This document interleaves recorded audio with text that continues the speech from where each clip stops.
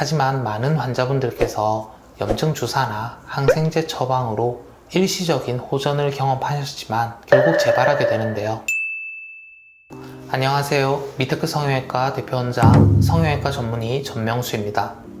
오늘은 환자분들께서 저희 홈페이지나 SNS를 통해 피지낭종과 관련하여 많이 묻는 질문 몇 가지 정리해서 알려드리는 시간 가져보겠습니다. 안녕하세요. 볼에 여드름이 생겨 피부과에서 주사를 맞고 약을 발라도 잠시 가라앉을 뿐 생겼다가 없어졌다가를 반복하고 있어요.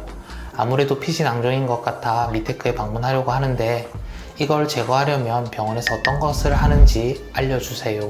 질문 주셨습니다. 피지낭종은 자연적으로 완치되지 않으며 외과적으로 절제가 필요한 질환입니다. 하지만 많은 환자분들께서 염증 주사나 항생제 처방으로 일시적인 호전을 경험하셨지만 결국 재발하게 되는데요. 저희 병원에서는 예약 후에 내원하시면 당일 수술이 가능합니다. 내원하신 후에 간단한 동의서를 작성하고 정확한 진단을 위해 초음파 검사를 진행합니다. 이 검사를 통해 병변의 위치와 크기를 확인한 후에 최적의 수술 방법을 계획합니다. 이후 필요한 부위에만 국소 마취를 진행하여 절제를 시행합니다. 수술은 평균적으로 15분에서 20분 정도 소요되며 수술 후에는 채취한 조직은 확진을 위해 조직 검사를 의뢰합니다. 다음 질문입니다. 수술 후에 며칠 정도 내원해야 되나요? 라는 질문이 있었는데요.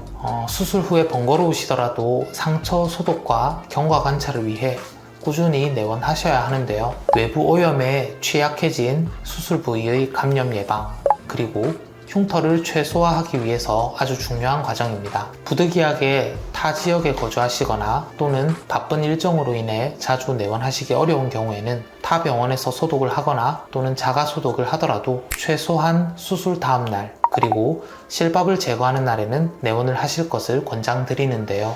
얼굴의 경우에는 5일에서 7일, 그 외 신체의 경우에는 10일에서 14일 정도 시간이 지난 뒤에 실밥을 제거하기 때문에 병원 내원이 가능하시다면 이 기간 동안 2-3일에 한 번씩 소독 및 경과 확인을 위해 병원에 오시는 것을 추천드립니다. 저희 병원의 경우 수술 후에 약 6개월까지는 피지낭종이 재발하진 않는지 수술 부위가 덧나지는 않는지를 보기 위해 경과를 추적 관찰하고 있습니다. 다음 질문입니다. 피지낭종 수술 보험 진료가 가능한가요? 라고 물어보셨습니다.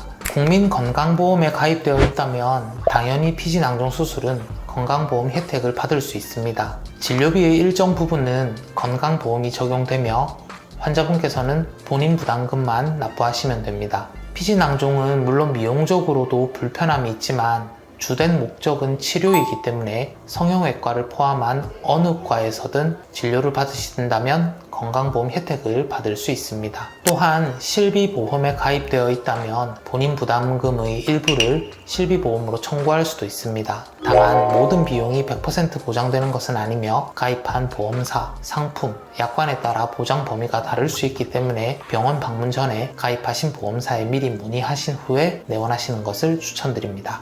피지낭종 수술만이 유일한 치료 방법인가요?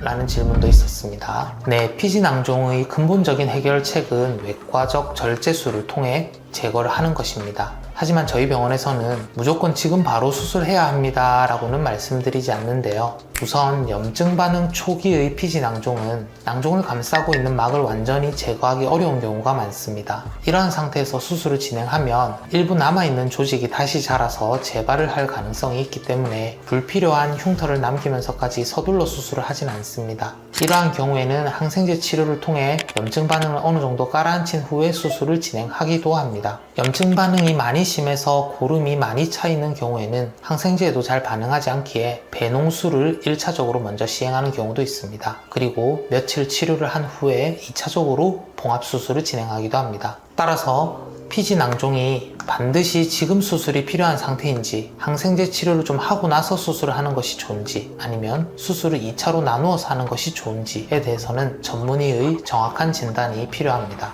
네, 다음 질문입니다. 국소 마취가 너무 무서운데 수면 마취로 수술해 주시면 안 될까요? 라는 질문이 있었습니다.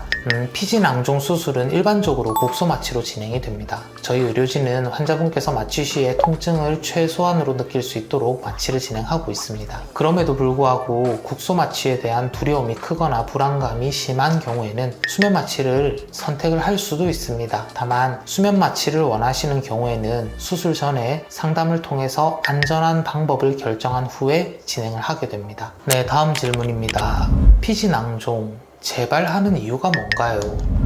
많은 분들이 궁금해하시는 부분입니다. 피지 낭종이 재발하는 이유는 수술 과정에서 피지 낭종을 싸고 있는 막을 포함한 피지 내용물이 완전히 제거되지 않고 남아있는 조직에 의해서 재발하게 되는 경우가 많습니다. 재발률을 높이는 요인들이 있는데 특히 수술 전에 염증 반응이 심했던 경우에 염증은 낭종을 싸고 있는 막을 녹이는데 이로 인해 피지낭의 주머니를 완전하게 제거하기 어렵게 됩니다. 또한 피지 낭종을 짜게 되는 경우에는 마찬가지로 낭종을 싸고 있는 주머니가 위축되거나 경계가 불분명해져서 완전히 제거가 어려운 경우가 많습니다. 마지막으로 낭종의 입구가 보이지 않는 케이스도 재발을 할 확률이 조금 있습니다. 정확하게는 낭종의 입구가 제거가 되지 않은 경우인데요. 입구를 제거하지 않으면 남아있던 입구에 다시 내용물이 차서 재발을 하게 되는 경우가 많습니다. 보통 수술을 진행을 할 때 낭종의 입구를 찾기 위해 부위를 압박하거나 마취액을 주사를 해서 입구를 확인을 하는데 피부 안쪽으로 파묻혀 있는 경우에는 이 입구를 찾지 못하는 경우가 간혹 있습니다. 이 외에도 여러 가지 이유로 재발을 하기 때문에 경험이 많은 저희가 수술을 진행해도 낮은 확률이지만 재발을 하는 경우가 있습니다. 오늘은 피지 낭종 자주 묻는 질문에 대해서 답변을 드렸는데요. 오늘 영상이 피지 낭종에 대해 잘못 알고 있었던 정보나 몰랐던 정보가 있었던 분들께 도움이 되었으면 좋겠습니다. 감사합니다.